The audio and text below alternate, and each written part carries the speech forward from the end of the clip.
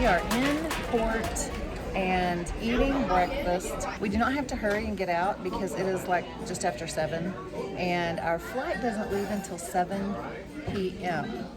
It got changed after we booked it, so not a lot we could do. So we're gonna rent a car and maybe head out to Las Olas Boulevard in Fort Lauderdale. Not sure, but we'll show you some of the embarkation process. We're carrying our own bags off. We always do, simply because it's just easier. And usually we're in a hurry to get off the ship. This time we're just not, because of schedule. But usually we have a quick flight, or we're just driving from Galveston home 5 hours, and we just want to get home back to our fur babies quickly. But this trip is a little different. So we're going to tootle around Fort Lauderdale and enjoy, and we're going to take our time this morning to get off the ship. We are back in the room after breakfast on Disembarkation Day, and I wanted to give you a little information about disembarkation. A couple of days before you disembark, you will get a little piece of paper on your bed, kind of like this. This one happens to be about about towels by the pool, but it will be similar to this, and it will have a QR code on it, and it's called Scan and Go. So you can scan this on your phone and let them know whether you're going to self-disembark, which means carry your own bags off, or whether you need bag tags and you'll be putting your luggage out the night before disembarkation. Then they can your room steward can give you bag tags. We forgot to do the scan and go, so we just told our room steward we're going to self-disembark, so we don't need bag tags. Let's just say though that you forgot to do everything and your room steward sets bag tags on the bed. If you're going to self-disembark, just don't use the bag tags. Just load up the morning of self-disembarkation and leave whenever you want after they open the gangway. If you are not self-disembarking, if you want them to carry your bags down to the port, then you will find this very handy. It's a document that will be on your bed in your cabin, and it's for tips for easy departure, and it will explain the process for you. And then on the back it gives the bag tag numbers and the time for departure. So it's very explanatory and will help you understand the timing of when you can get off the ship. Remember that if you do not self-disembark, your bags have to be out in the hallway the night before. So if you have a carry-on, all your toiletries or whatever you might need the morning of disembarkation, just remember those cannot go in your packed bags, because when you wake up the morning of disembarkation, they'll be gone. They'll be headed down to the pier already. So the night before disembarkation, you'll see everyone's bags lined up in the hallway.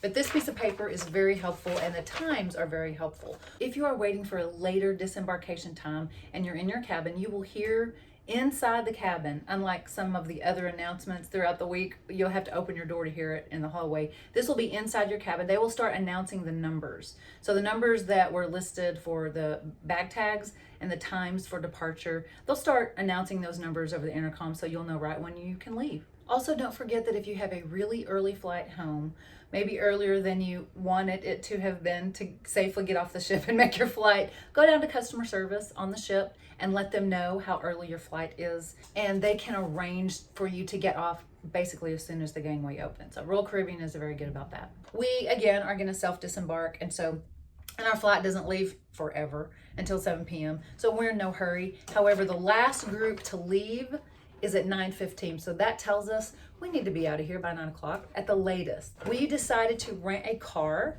here in Fort Lauderdale, and we rented through Budget, and just online for Budget. It was like $80 and some change for the day for us to drive around and somewhere to put our luggage. Yes, there are hotels that will store your luggage for you if you want to do that. But since we also didn't want to have to Uber 15 times all over the city, we just got a good deal on a rental car. We call the shuttle for the rental place when we get downstairs at the port, and they'll come over with a shuttle, take us to the rental car place, and we rent the car, and then we're able to drop it off at the end of the day at the airport. That was very handy. And again, Budget, we just Googled and looked at all the prices, and Budget was very helpful. And we just called them instead of doing it online. We called them and said, first of all, are we going to be charged an extra fee for dropping off somewhere different than we picked up?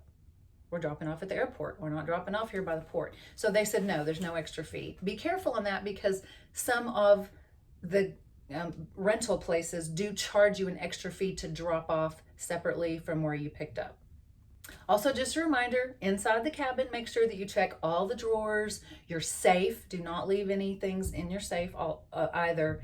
It's pretty difficult, from what I read from others online and reviews online, to get something back if you leave it in here. So make sure that you check under the bed, check under the couch if something could have rolled under there, out on the balcony, in every drawer, in every closet, and especially the safe, because those would be the things that are more expensive. Obviously, you wouldn't have put them in the safe. So make sure and check all of those places, as well as, of course, the shelves in the bathroom. Hopefully those will be obvious, but the area under the bathroom counter as well, so that you don't leave anything. If y'all have any questions, please list them below and we will respond. Thanks. See you later. Peace. The line was not very long. You got to have your CPass in your hand as you come through, and they will scan your card so that they know that you are off the ship. And then you just start down the gangway. If you're renting a car or waiting for some kind of shuttle, you come out of the terminal right up there. There's our ride, budget. You come out of the terminal right up there and you walk all the way out here to these different lanes they have set up. You see, 1, 2, 3, 4, they're numbered. And there's a sign right there that tells you which lane to stand in. Again, we rented with budget, so we're gonna be in lane 4.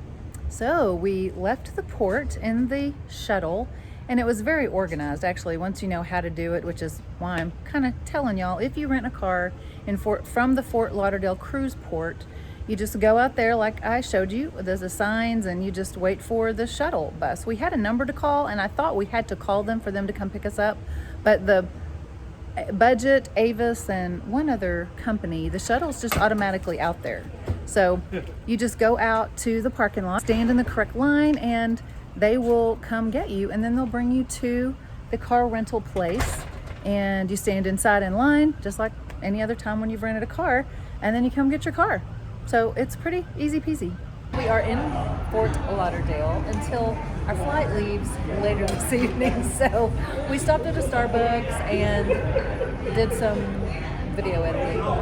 And now we went to go to lunch on down the road, but we drove by this place and decided to stop. It's called Anthony's Coal-Fired Pizza, and I'll put the link down below for the address and all, and I think they have a website as well. And it looks lovely. We hadn't had pizza much on the cruise ship, surprisingly enough. Sorry, you can hear the traffic. And so we decided to stop by here. JJ got what kind of salad did you get? House salad. The house salad, but it's an Italian salad. It's like a Mediterranean. Yeah. Okay. Black olives and garbanzo beans. And this is a really interesting kind of eclectic place. These are some things up on the wall, like, you know, the Godfather, forget about it red. And then Anthony's now selling a little pot of meatballs. That was funny. All these things, we're out on the patio, clearly, but there's also inside as well, the Godfather. Warning, our pizza is well done.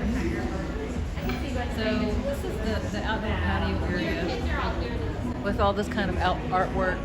Stay strong pizza. That was funny. And it's just a really nice patio area. You have the cushion seats as well as these longer tables. And we're at one end of one of these longer tables. Big screen TV out here, a couple of them. So when we get our pizza, which is a half and half, because JJ likes everything in the kitchen sink on his, and including anchovies and jalapeno. Woohoo! I just like a couple of different meats on mine. That is a pizza. Look at that. That's beautiful. Hamburger and pepperoni. Beautiful. Actually, whole meatballs and pepperoni on one side, and everything in the kitchen sink on the other side.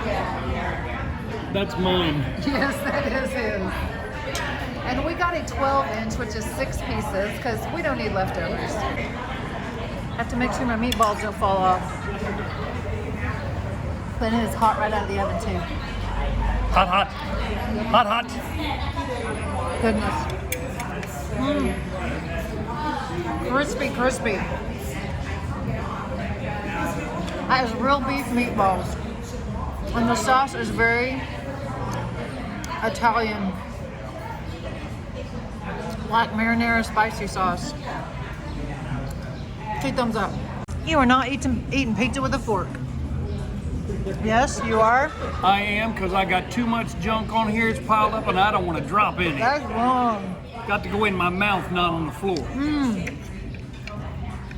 Hold on a minute. Get back up in here. Ready?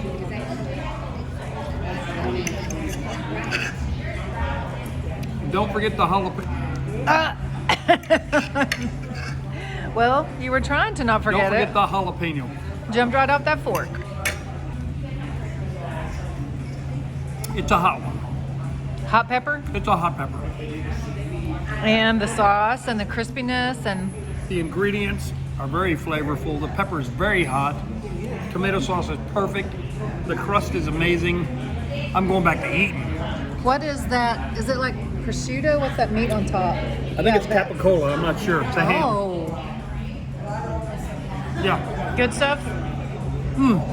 Get up in there. Here's all of their locations. If you're looking for an Anthony's location, we've got them everywhere from all kinds of locations in Florida, Delaware, Massachusetts, New Jersey, New York, Pennsylvania. The waitress was telling us that this is the original here in Fort Lauderdale, and the owner then went and opened the stores in all these other locations. I'm still, after eating mine, 2 thumbs up. JJ, are you still 2 thumbs up? If I had 3, I'd give them 3. Woohoo! Wow, 3 thumbs. That's quite a effort. Come try them if you're in Fort Lauderdale. We just arrived at Jackson's Ice Cream Parlor, and we will put a link down below for you to find it. We're going to check it out. And here we are at Jackson's. Wow, wow, wow, wow, wow. Man, oh man. Oh yeah. Stars and stripes. We're just here for ice cream, So you baby wanna girl. Get it at the window, or you want to sit down for it? Please sit down. Okay. Can I sit outside? I want to sit wherever she puts me. Where do you want to sit? Outside. Sounds good. Outside. This is quite the place, huh?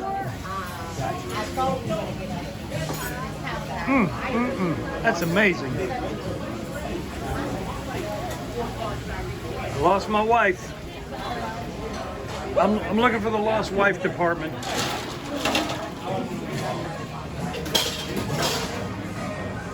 Thank you, dear. Oh man, can you believe this? This is crazy. Unbelievable. You are not going to guess who we ran into. The owner of Jackson's, and she is so kind to give us a few words of history and information about your place. Introduce yourself. I'm Linda Zackheim, Linda Udell Zackheim. My father was the original owner, Monroe Udell. He opened up Jackson's in 1956. His family came down late in the 40s and opened their own restaurant. And when my parents met, they decided to get married and open their own restaurant and incorporate ice cream. And that's where he came up with all his secret formulas and homemade recipes. So we've been in the same location for now 66 years. Oh wow. Everything is homemade on premise every single day. We make our own ice cream toppings, sodas, Oh my whipped goodness. cream, all of our foods such as pastrami, corned beef soups. You make your coleslaws. own root beer? We make our own root beer, and it's the best root beer you'd ever have. So a root beer float here is probably It's like like to die for. And we're also known for our kitchen sink, which is kitchen sink. it's in a real kitchen sink, and it's about a pound of ice cream Oh my- per person, minimum of 4 people. So a small sink is going to have over 4 pounds of ice cream, plus all the cold toppings that we make right here at Jackson's. But if I want just one dip of something, I can get that too. Our smallest scoop inside is 2 scoops. Okay. So you can do that. So because Sherry and I just got off a 7-day cruise, we probably had just share one, right? Listen, Thank you so much. we appreciate your time, and we will put a link to your location. I don't know whether to salute or start eating. And this is the 2-scoop serving. This is the lowest amount of food you can get here in ice cream form. And we're gonna dig in. It's Rocky Road up top and chocolate peanut butter on the bottom. Well, we had a great flight home and we were very happy to see our fur babies. These two boys and our cat Zoe. They were all thrilled to see us too. Thank you so much for joining us on this Wonder Vlog series. If you're new to our channel, please consider subscribing by hitting the red subscribe button. You can start our Wonder series with us if you want to see it from the beginning by hitting this video link right here. We'll be bringing you more tips, tricks, and vlogs and the antics that ensue. So thanks for joining us. Be blessed. Peace.